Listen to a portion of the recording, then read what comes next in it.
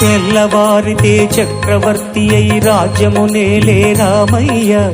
తండ్రి మాటకై పదవిని వదలి అడవులకేగెనయా.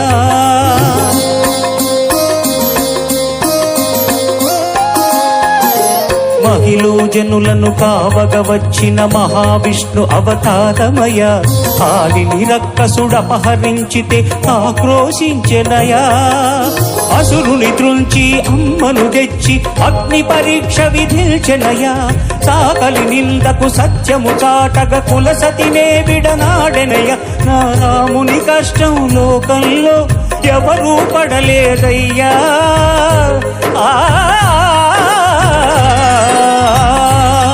నా రాముని కష్టం లోకంలో ఎవరూ పడలేదయ్యా.